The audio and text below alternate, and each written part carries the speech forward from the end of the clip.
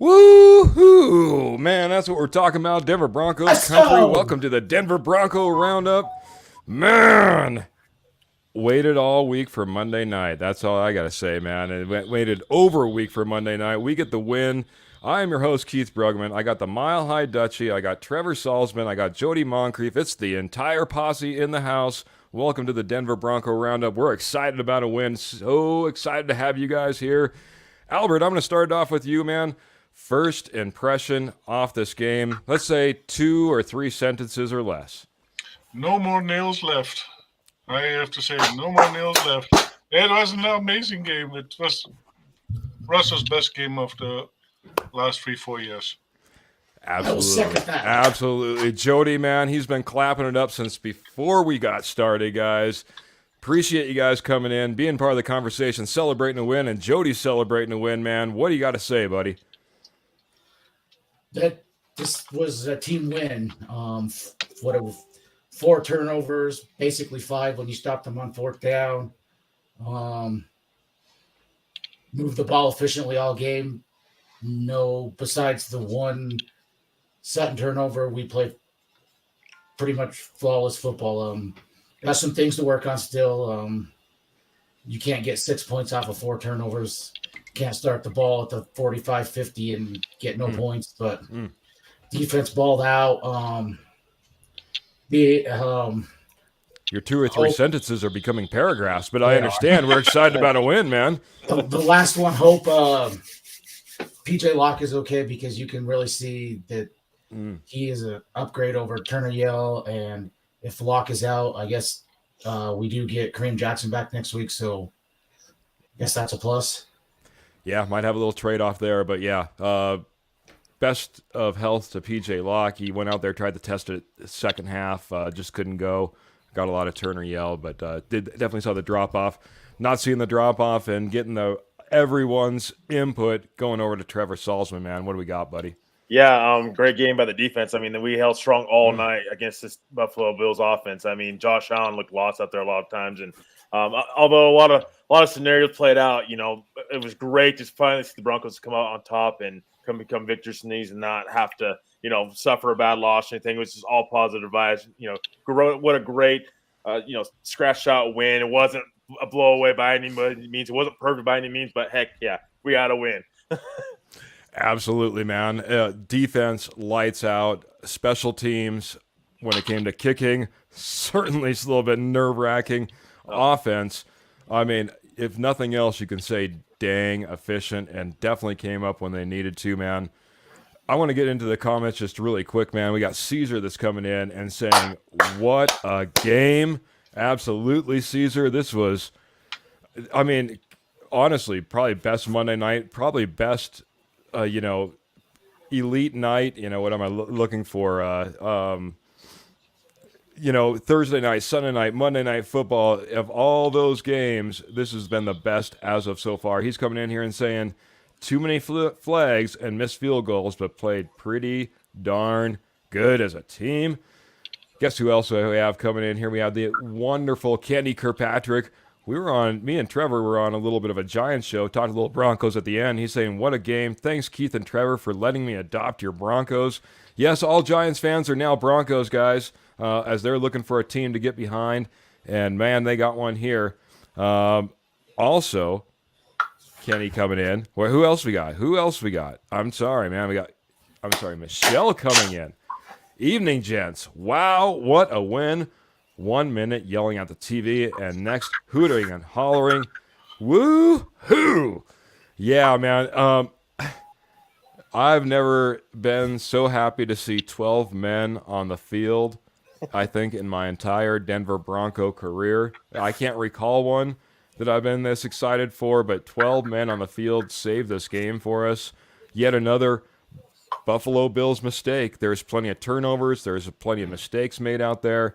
This one is the one that made it count and gave us the 3 points that put us ahead. Kenny coming in and saying, let's go, statement win. Russ making plays. And how about that former Giant Fabian Moreau getting an INT?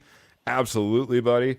Love it. Absolutely, buddy. A couple more guys, and then I'm going to get back to you guys. I just want to get these comments. Kurt's coming in saying, what's up, boy? Tank this. To those who say Russ isn't a franchise QB, you can kiss his backside. Let's go, baby. And Graham coming in here and saying, what a game. Emotions up and down, but ending on a high note. I know Russ haters. Jody, you've been talking about it. I know you want to jump in here. Talk about this game by Russ, man. Oh, Russ played a great game. Made smart choices. Or just ran the ball when he needed to. Didn't put the ball in the tight spots. 2 great pitches when he's about to get sacked. Oh, yes. An incredible, as great as the escape was to score the first touchdown and make that throw, even better catch by Sutton. And an incredible drive at the end, 2 drives at the end. 1 to lead him down and score that touchdown. And then 2 when it's 3rd and 25, and you get that PI call.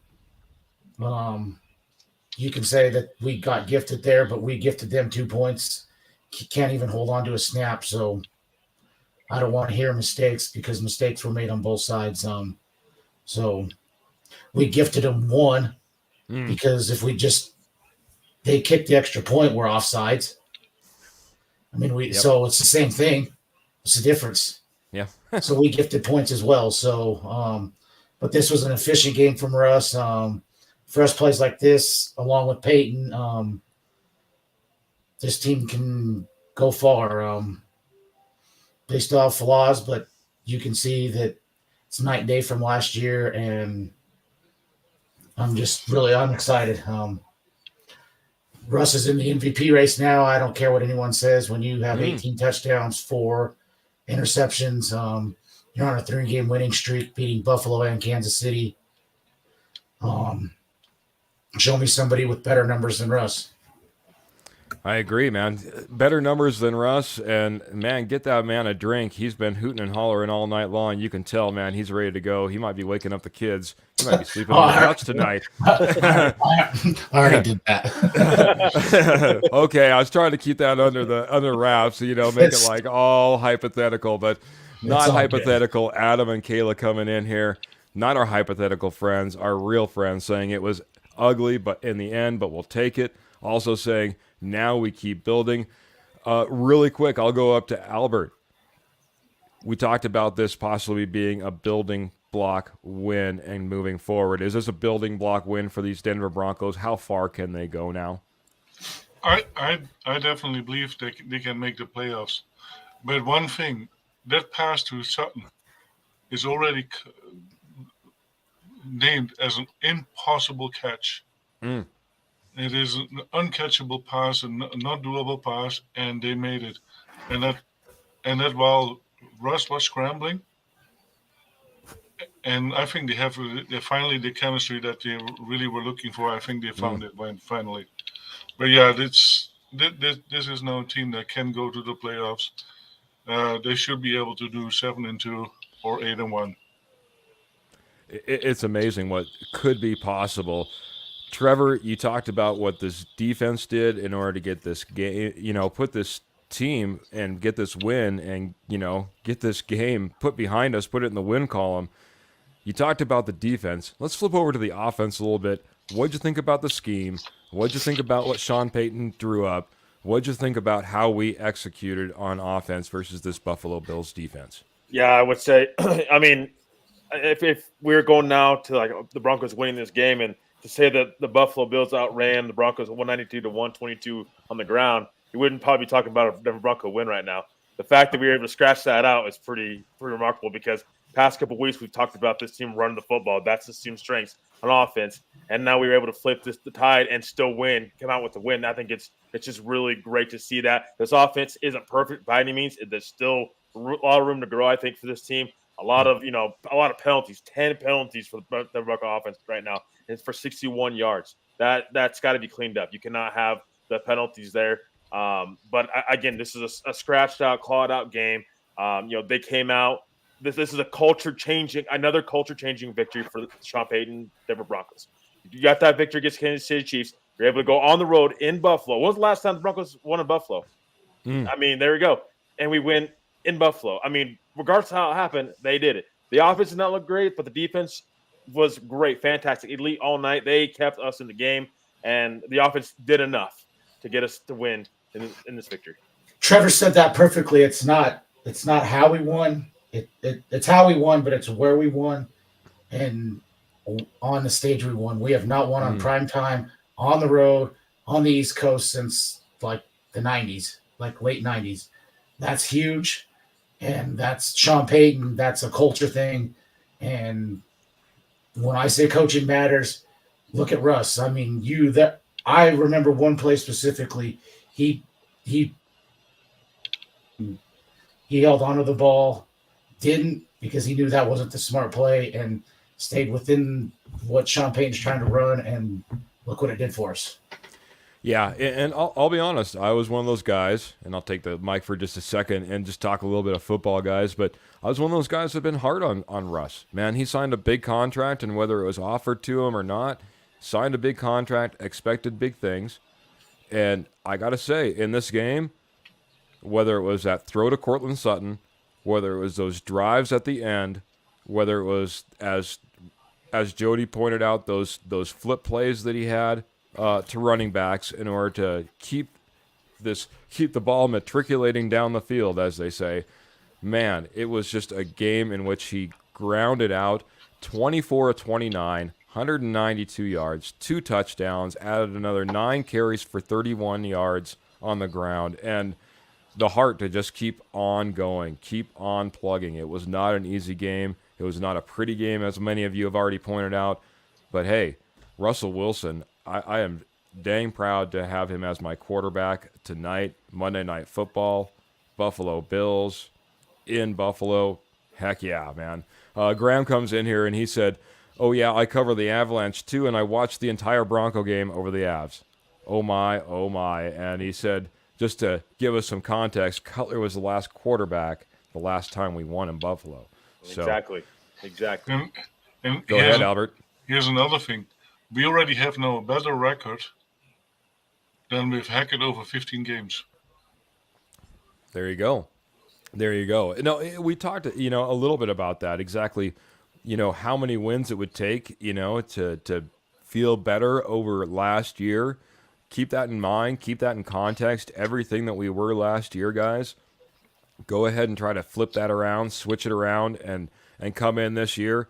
Man, I'm telling you, the flip has been the switch has been flipped. Coaching matters. Green Bay, Kansas City, Buffalo. I mean, that's a pretty impressive rattle off of wins. I know Green Bay is not the biggest one, but that's what started it. Man, and as Albert was talking a little bit, man, sky is the limit. Sky is the limit. All right, I'm going to go around the horn. I'll start with Trevor. I want to start with defensive MVP, man. Who is the defensive MVP in this game for you? Ooh, that's a good one. I like Zach Allen. Zach Allen was in Josh Allen's face all night long, and I just think that him pressuring Allen was huge in this game, and I think that this is what we've needed to see from Zach Allen. This is what Denver signed him to be, to come in and rush after and go after the quarterback. Is he going to be elite edge rusher? I mean, who knows? Time will tell. But again, he did his job tonight. I think he's continuing to play better. It's hard to kind of detail one MVP or the other, but I would say Zach Allen, because I think he was in Josh Allen's face all night long, and just really like his play past couple games. I would say leading back to that Green Bay game. Yeah, I got to jump in here because it's just a fantastic comment from Adam. It says, either way, love what you all do and bring to this show. Best out there. Well, man, thank you so much, Adam. We do this, guys, for you. Appreciate everybody that's in here because, man, we got lots of watchers, lots of viewers, lots of subscribers, and I know that you guys all want to be celebrating. Thanks for celebrating with us. Going over to Mr. Jody Moncrief, who's your defensive MVP? Who are you celebrating with, man? No, I don't have one. I have the whole secondary. Oh, he's like John Madden. He's got the whole bus lined up with faces. Yeah. Go ahead, though, buddy. Man, Justin Simmons, Fabian Monroe with interceptions. Pat Surtain locked down Stephon Diggs the whole night, basically. Other than one drive where Dalton Kincaid kind of got loose, the secondary played really well. Zach Allen did get pressured, but I didn't see a lot of pressure from Benito or Browning, or we didn't get a lot of pressure. And this secondary was locked down all night. Props to the whole secondary. Props to the whole secondary, man. So we got a little bit of love for the interior defensive line. Zach Allen, we got props for the secondary. Albert, where are you going on this, man? I have to give it to DJ Jones. If he can run all the way up to the sideline and tackle in open field over 300 pounds, that deserves a recommendation. I agree, man. DJ Jones has been stepping up over the last few weeks, and to have him out there covering the running back out in space and the tackle that he made, but he was in on a lot of tackles, sideline to sideline. This is a big guy getting edge to edge. It was one of my thoughts as well. Kenny's coming in with his thoughts. He's saying Surtain is his MVP. That should say Diggs did nothing. Yeah, Surtain had a fantastic game.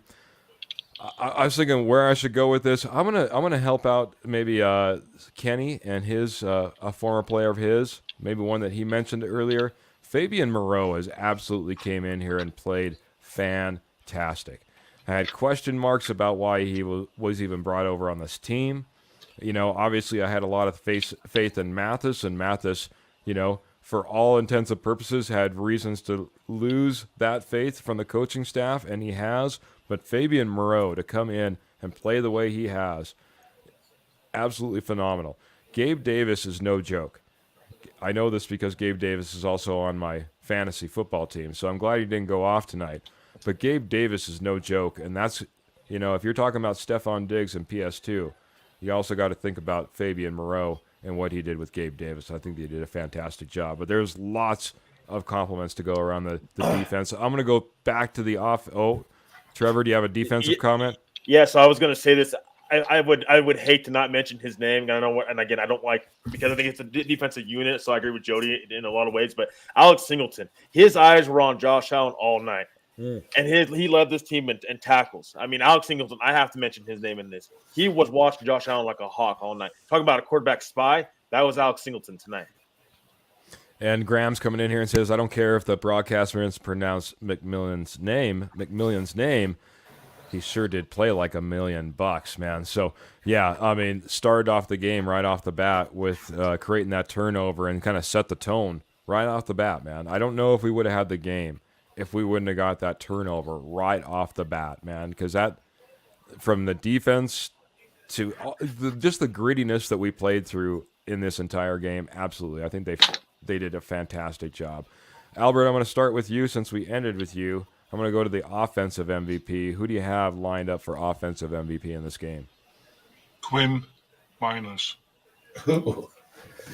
And he was a beast over there, and maybe a sack got happened because of that area.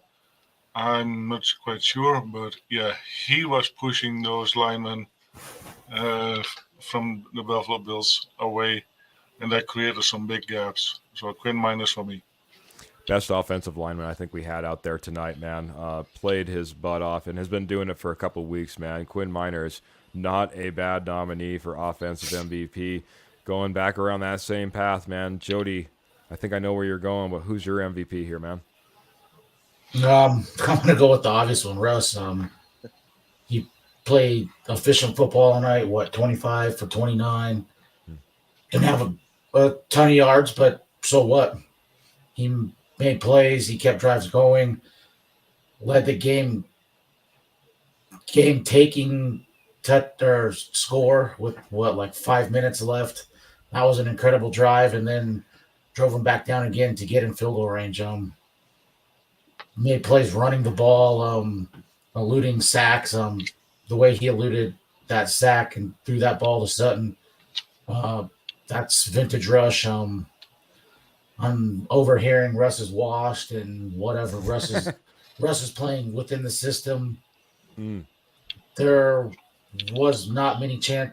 Peyton is not calling deep balls, so if that's what you expect, get over it because he's not calling them. So this is what you're going to see, and you can see this can win. You can see it can win against what many would consider an elite team. Russ for offensive MVP, a very likely candidate. Are you going to continue the trend, Trevor? Are you going a different direction? And we also have, I don't want to spoil it, we have Kenny coming in with his choice as well here in a moment. So yeah, I would. No, I mean, I would love it to give it to Russ. I think Russ had a great game. I think, he really, I think, proved that I was wrong in this one. He really overcame some of it, adversity he faced in this game. So I was really proud of Russ all night. But I have to give it to Cortland Sutton. I mean, that catch, without a doubt, best catch of the year from. It was so great. If he doesn't catch that, where's this game at? I mean, that's what it is. That's a big difference maker in this game. So Cortland Sutton, for me, he's an offensive MVP in this game. Wow, very good, man. Well, it was Kenny Kirkpatrick, like I said, that was coming in. He said Sutton would be his 1B choice, the catch of the year, in my opinion.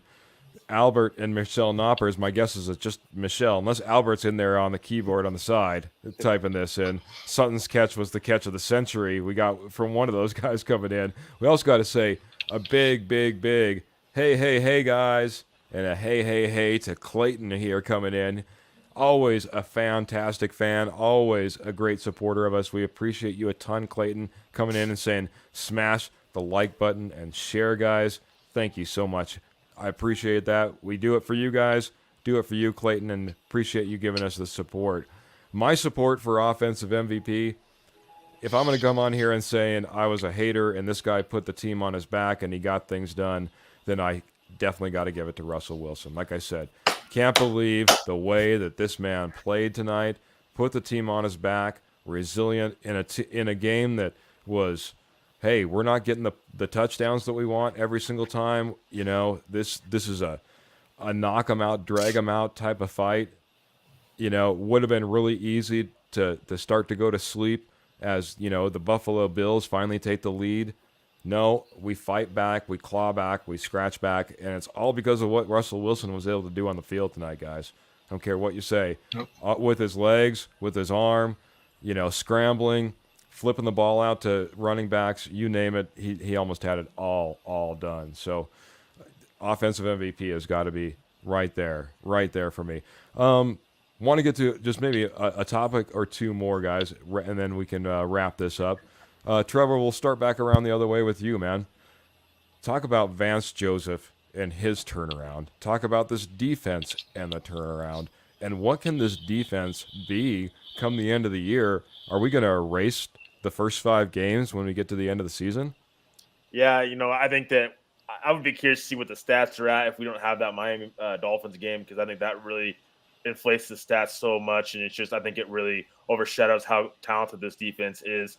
I think that Vance Joseph, he's just done a great job at getting this team prepared. If that's simplifying the playbook, however he did it, ever since that Packers game, he's flipped the script on this team, and they came out and they really showed up. I think in my opinion, I'm going to say this right now, I don't think the defense is setting the tone for this football team right now. They came out in the Chiefs game, stopped them first drive.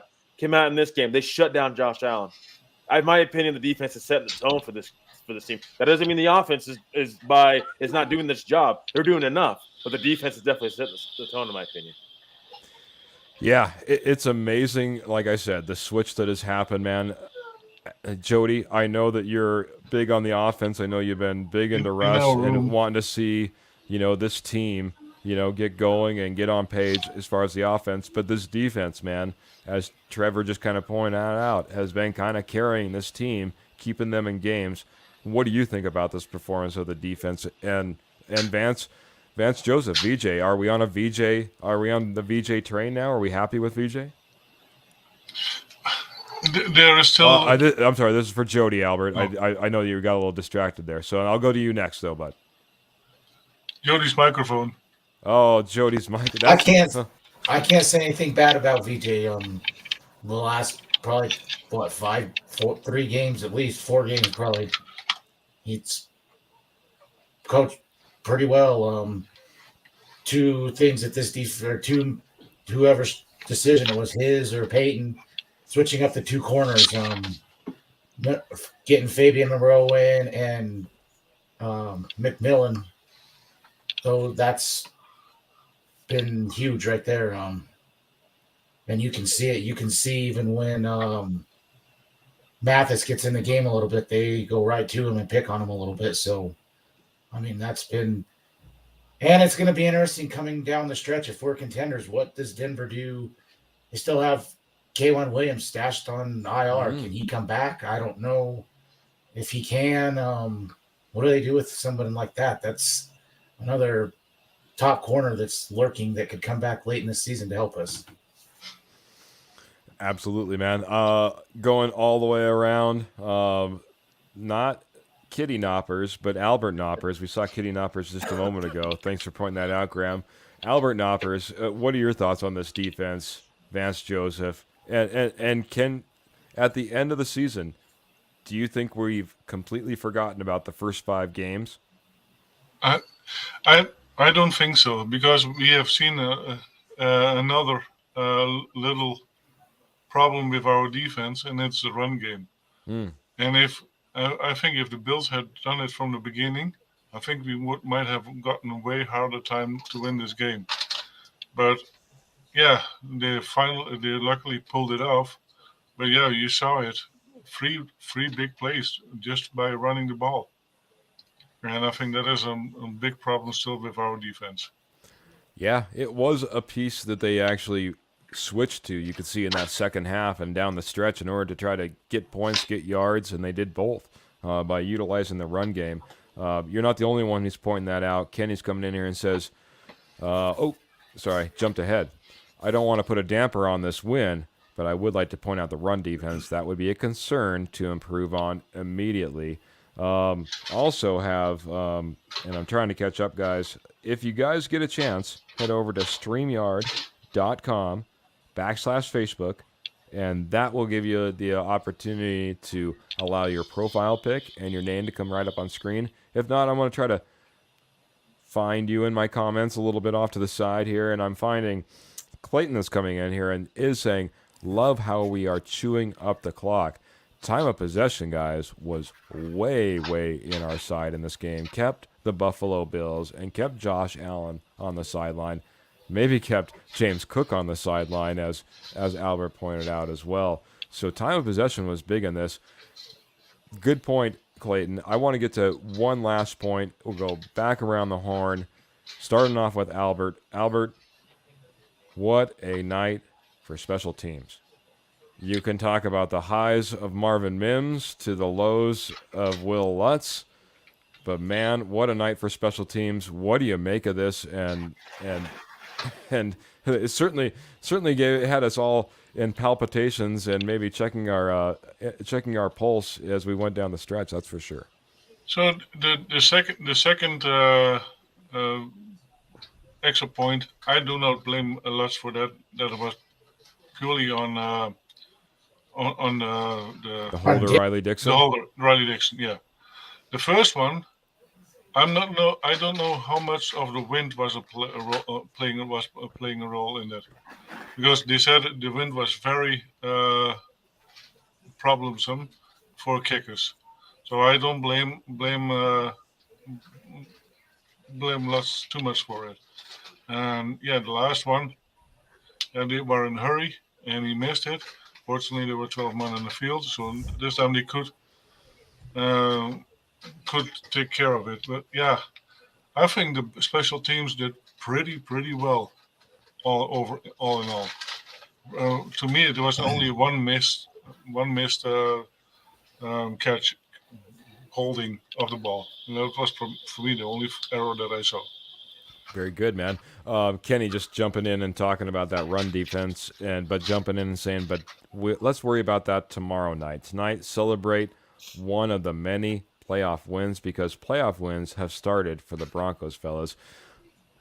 Getting back over to special teams, Jody Moncrief, the judge. How do you judge the special teams this night on Monday night, bud? I'll give it a solid B. Can't miss 2 extra points. That really could have killed us. Off lining up in the neutral zone gave them an extra point. Excuse me. So that's 3 points really in their favor. But a guy we haven't talked about that really flipped field position, Marvin Mims. He had 2 or 3 20, 25-yard runs that really flipped field position. Yeah. And that was huge. Really, that was big time. And Will Lutz, I'll give him, he nailed, you can say whatever, he got lucky on one, so what? He nailed 2 field goals when they mattered. 3 field goals, really. 2 at the very end of the first half and the game winner. So, he's missed 1 field goal all year. So, I can't complain about that. And swirling winds and a tough condition to kick in tonight. Stick that in your pipe and smoke it. That's what Jody has to say, man. Yeah, it like I said, kept me in suspense all night. Trevor, I'm not going to keep you in suspense any longer, though, man. Special teams, man. How did you feel about special teams tonight? Yeah, again, Marvin Mims continued to be a bright light for the special teams. We're finally getting a guy that can return kicks, that can catch the ball, and can have speed at the same time. We finally are seeing that now. So at least Marvin Mims getting used at some point in time. So, at least he's getting – he's been a bright spot there all season long. Will Lutz and Riley Dixon, they didn't have great kicking games in this game, in my opinion. Riley Dixon, he couldn't really pin Buffalo back in this game. And I don't know, again, that could have been wind and all that stuff could have played a factor in there. So, but I think that it wasn't the greatest game from the kicking standpoint. Lutz did enough in this game, but it's by far probably not his best game. But Will Lutz, up to this point, has been a big positive for the Broncos. So I give him a pass tonight, and he did what he needed to do. He knocked down that field goal that he knocked down at the end of the game. Regardless of how it happened, he did it. He nailed it. I forgive him for that because he's been great all season long up until this game. I'm going to start with you on this one. Kenny has a question. He says, my question for you guys, do you guys like rushing the field goal unit on the field, or would you want to leave a few seconds on the clock and give them time to get set? In this one, we didn't have any timeouts as the time clock ran down, but we actually had the clock stop with third and however many yards, and we went out and we nailed down the ball in order to run the time off a little bit and then rush them out. Would you have rather kicked the field goal early and maybe left 20 seconds on the clock, or would you want to rush them out? Trevor, I'll go with you first on that one. Yeah, I'd probably – here's the thing. If they can execute it and rush out, you can say by rushing out, but they need to make sure they're set. If you rush it too much, you're going to miss the field goal. So it's hard to say, but because, you give 20 seconds on the clock to the Buffalo. Well, Buffalo hasn't done anything all night. Again, I'd probably say you still rush the guys on the field. Just make sure that they are able to execute. You're going to have confidence in those guys. They're going to be able to execute because, again, it can backfire on you just as much as you're trying to think ahead with the time. It can backfire and you miss it. Then it's the whole point of you making a field goal. It's not there anymore. So, there's a lot of positives and negatives with either side. I'd say you still rush it, quote unquote, rush it. Just make sure everybody gets the line. Time goes down and everything. I still think that was a good execution by Sean Payton rather than give 20 seconds to Josh Allen, because Josh Allen, he's still an elite quarterback. I know he wasn't playing great tonight and he hasn't played great this season, but I'm not giving him any opportunity to touch the football at the end of the game. All right, I'm going to switch it up, and I'm going to go to Albert on this one next. What do you think, man? Do you kick the field goal with the clock stopped and maybe give Josh Allen and the Buffalo Bills 20 seconds, or do you rush them out like we did and take that opportunity to try to get the field goal and luckily have 12 men at the very end? Yeah, it's a double-edged sword. Do you give them 20 seconds? Well, maybe one run play can take them all the way to the other side, or get them into kick field goal area. And my cat is really annoying. That's all right. But yeah, in this case, you rushed the team on the field, and they missed the initial kick, and so like I said, it's a double-edged sword. All right, though, man. I want. We already got Coach Trevor, though, man. As Coach Knoppers, you need to make a decision. Are you rushing him out there, or are you kicking it early? I'm rushing them out. You're rushing him out. All right. Yep. Judge, leaving the final decision up to you, man. Did you like the decision the way it went down, rushing him out, or would you be kicking that field goal early? No, I have no problem either way, really, because you've seen it go. Why you do it both ways? You've seen them rush him out at the end of the first half, and they executed that flawlessly. And you see why you kick it on third down with a Riley Dixon dropping the snap. I mean, right there, you can kneel. That's third down. You can kick it again. So I have no problem either way. I'm good with whatever. Obviously, Denver has worked on rushing out there because both times they got out there smoothly. And Riley Dixon, on that last kick, I mean, Denver was set with about 11 seconds. I mean, they gave him plenty of time. One thing I do like about rushing out there is you almost get the defense in a scramble mode where they might not be thinking timeout, where you can sit and ice the kicker. It wasn't going to matter there because either side didn't have timeouts, but yeah, it is one thing in the future. But I can see it both ways. I'm really good with whatever. What's 20 seconds? You have faith in your defense has carried you all game. Have faith in them.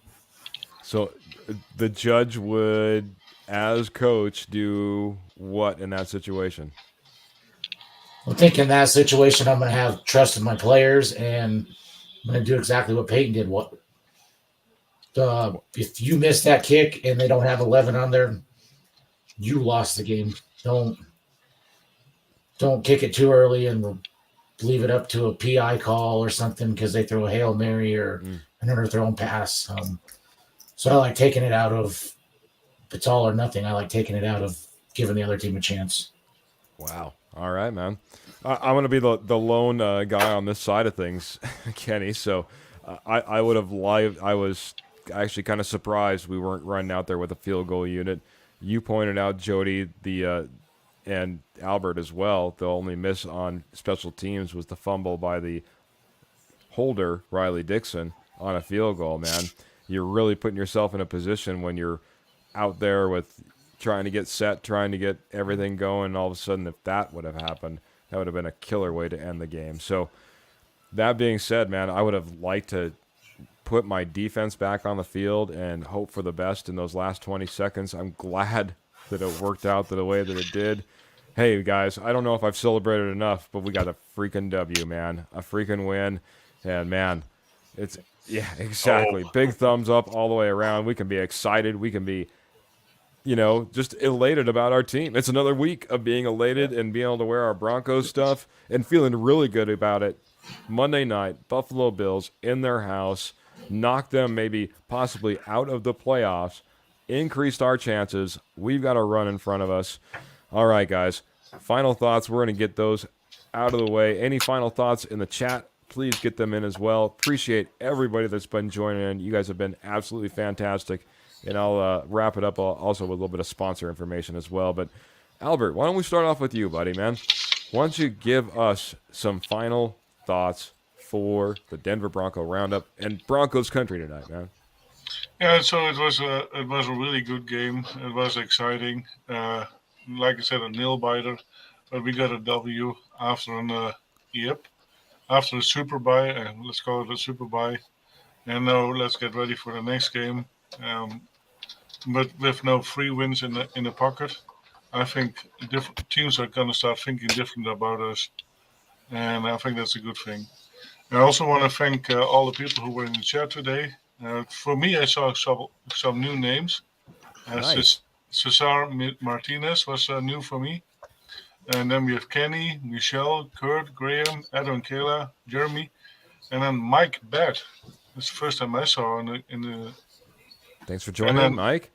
And then Big Sis and Clayton and Kurt, Kenny. Yeah, I got them all. Thank you for coming onto the show. That makes our life much easier. All right, heading down to Jody in the bottom corner, man. Final thoughts, buddy, man, on a fantastic Broncos win this evening. It's an incredible win. A place that we haven't won in a long time. Place we haven't won on the road in prime time in a long time. So, you can say we were lucked one. I don't really care because both teams made mistakes.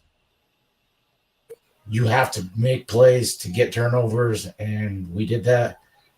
And Russ is playing efficient football. I don't know why people need to see 350 and 4 touchdowns to be excited.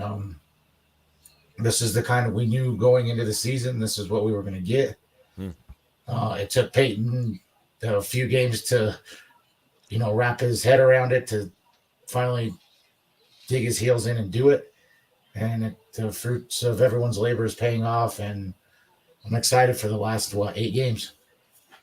8, 9 games? Yeah, 8 games left now, man. So go on that run and see what's possible. Run right over to Trevor, finishing us out on the co-host side of things, man. Final thoughts, buddy. Yeah, so I just want to thank everybody for joining us. I mean, this is really fun having a full panel tonight, being able to do a post-game show. I mean, I know it's like 10:30 at night for me, and you guys, probably a little later. So, it was great. It's a great thing to do. Hopefully we can continue to do it going forward. I think, getting new people in here, coming in and watching the show live is great.